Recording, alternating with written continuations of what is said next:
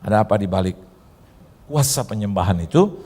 Kita baca di dalam Kisah Para Rasul. Pasalnya yang ke-16, juga ayat yang terkenal. Kisah Para Rasul, pasalnya yang ke-16, ayatnya yang ke-25 dan 26. Ayat 25 kita baca bersama-sama. 1, 2, 3. Tetapi kira-kira tengah malam Paulus dan Silas berdoa dan menyanyikan puji-pujian kepada Allah, dan orang-orang hukuman lain mendengarkan mereka. 26. Akan tetapi terjadilah gempa bumi yang hebat sehingga sendi-sendi penjara itu goyah, dan seketika itu juga terbukalah semua pintu dan terlepaslah belenggu mereka semua. Ada apa di balik kuasa penyembahan itu? Yang pertama adalah kita sedang mengundang atau kita sedang mencukupi kebutuhan Tuhan. We become His supplier. We supply Him. Yang kedua, ada apa di balik kuasa penyembahan? It's God's place, God's presence upon you. Hadirat Tuhan ada dalam kita, menaungi dan mengurapi kita.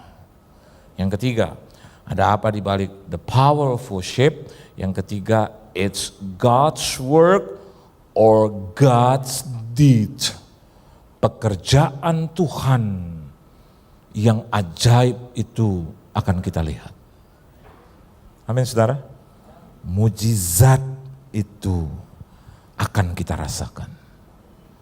Jadi jangan pernah berhenti untuk memuji dan menyembah Tuhan. Amin saudara. Masih ada mujizat dalam penyembahan. Keponakan istri saya ada dalam masa cedera. Dia ini seorang atlet senam junior nasional.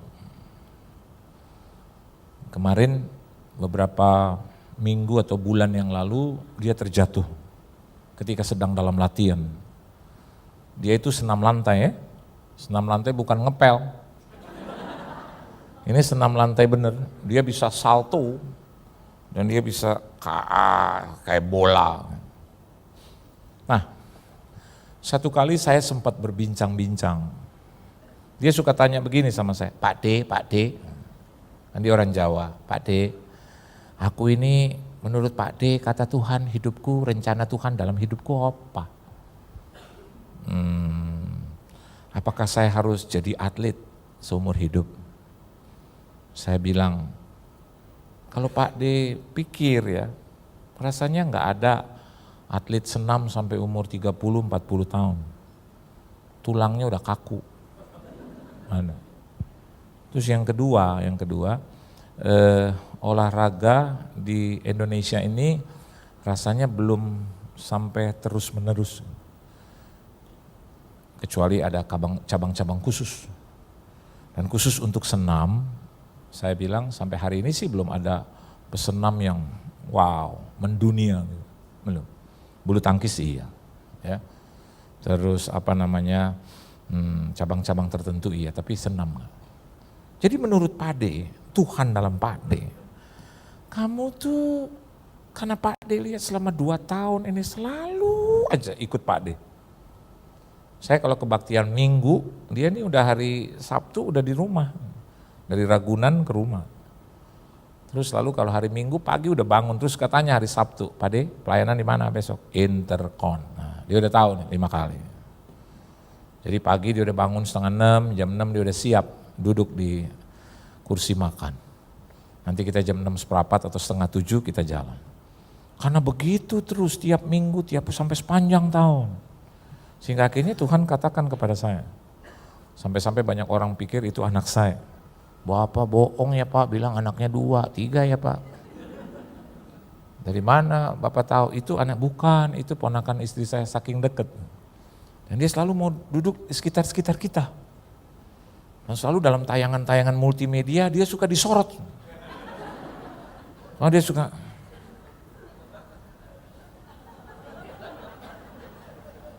Kadang juga bikin malu sedikit ada. Karena begitu udah berhenti, tau ngadep tembok. Saya suka bilang balik gitu. Panggung di depan. Nggak sadar Pak De. Finally saya bilang, kayaknya rencana Tuhan dalam hidupmu kau harus jadi hamba Tuhan. Nah, pernyataan itu suka ditolak. Ya khususnya ya keluarga tuh suka bilang yang di Surabaya. Loh masih remaja, wah masih jalan panjang toh Pak De. Gitu. Jadi saya suka bilang sama dia, udahlah kamu jadi atlet dulu. Dia bilang, Pak De, aku mau kayak Pak De. Aku suka lihat Pak De khotbah, aku mau jadi hamba Tuhan. Terus dia suka nekat, sekarang aja. Kau harus juga sekolah Alkitab dulu, kau belajar bahasa Inggris dulu, kau selesaikan sekolahmu dulu gitu. Nah, dan hari ini dia mau seperti itu. Dia mau apa yang saya katakan. Tapi banyak juga yang kritik, oh belajar loh, kamu harus belajar. Jadi atlet. Jadi saya kan bukan orang tuanya. Jadi saya mundur pelan-pelan. Daripada kita ribut gitu. Orang tuanya pernah bilang, bener Pak De, dia harus jadi hamba Tuhan, kok masih muda loh, masih muda. Terus saya bilang, apakah kamu kasih sudah tua? Lagi muda kau harus kasih. Ya tapi masih jalannya masih panjang. Ya saya mau bilang, ya sudah. Kalau dia nggak mau, masih banyak orang di interkon yang mau. Ya ini ngomong aja conversation, nggak sampai apa kasar-kasar, tidak. Saya bilang, oh ya udah, kalau itu ya udahlah. Itu kan saya cuman pikiran saya. Something happen. Dia dalam latihan, dua salto ke belakang, setengah ke tanah. Sut, toto, prak. Kena tulang kedudukan. Begitu kena, pusing satu keluarga. Saya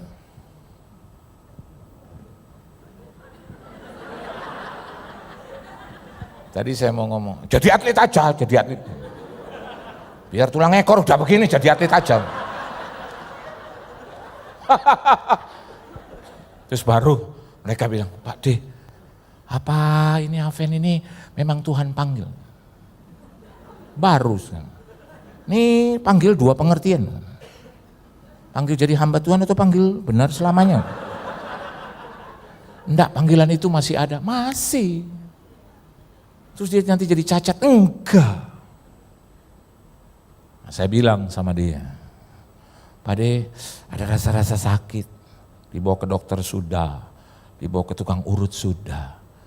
Hanya dibawa ketiga yang belum, tapi yang paling utama Tuhan. Pak De, saya harus bagaimana ya Pak De?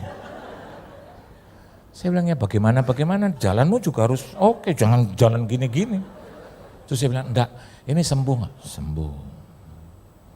Caranya bagaimana? Setiap malam kau harus menyembah Tuhan. Nah dalam penyembahan itu, kau Yesus engkau baik, sungguh baik, sangat baik. Pakai itu counter pain. Sambil urut-urut. Kasih-Mu tak berkesudahan, kasih-Mu kekal selamanya. Kau angkat tinggi Tuhan, baru masuk penyembahan.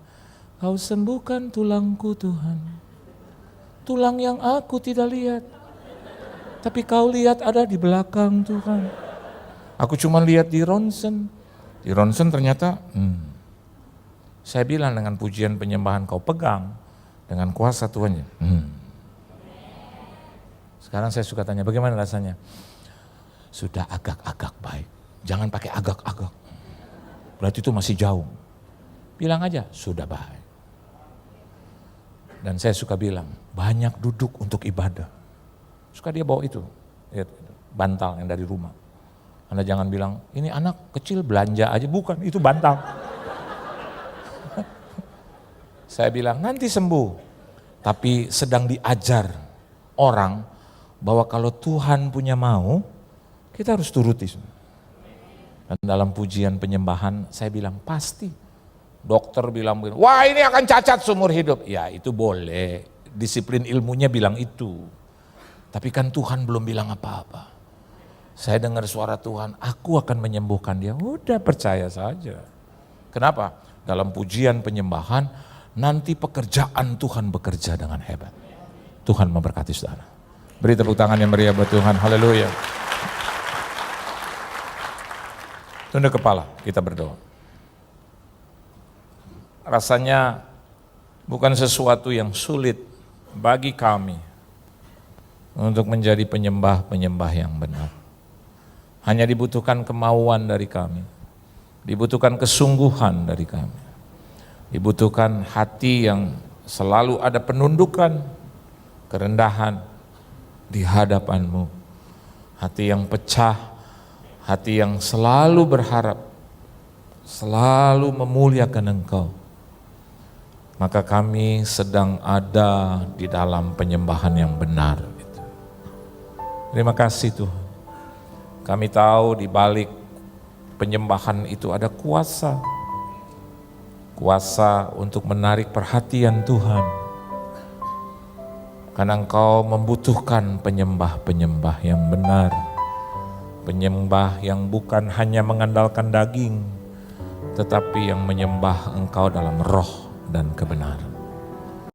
Dan yang kedua, ketika kami menyembah Engkau, ada kuasa di balik penyembahan kami. Kami sedang menghadirkan hadirat-Mu tinggal di dalam kehidupan kami. Kami sedang mengundang Engkau masuk di dalam kehidupan dan persoalan hidup kami. Dan yang ketiga, kuasa di balik penyembahan. Ketika kami menyembah Engkau, pekerjaan-Mu dinyatakan, mujizat-Mu dikerjakan, kuasa kesembuhan, kuasa mujizat pertolongan Tuhan, pembukaan jalan, kenaikan hidup dinyatakan dalam hidup kami. Terima kasih Tuhan Yesus, berkati anak-anak-Mu di sini, jadikan mereka penyembah-penyembah yang tangguh, jadikan mereka pemuji-pemuji, penyembah-Mu yang benar, yang dapat diandalkan. Berkati hidup mereka, rumah tangga mereka, bisnis, usaha, mata pencaharian, pekerjaan, perusahaan, perekonomian mereka, kesehatan, pencaharian mereka Tuhan. Kau berkati perekonomian, keuangan mereka. Kau berkati juga studi, pendidikan mereka, pergaulan mereka, kesehatan, pelayanan gereja mereka. Kau berkati. Di mana saja mereka berada diberkati dan jadi berkat. Di dalam nama Tuhan Yesus Kristus kami sudah berdoa, haleluya, amin. Tuhan memberkati saudara. Terima kasih buat Pak Johan, sangat diberkati dengan kesaksian dan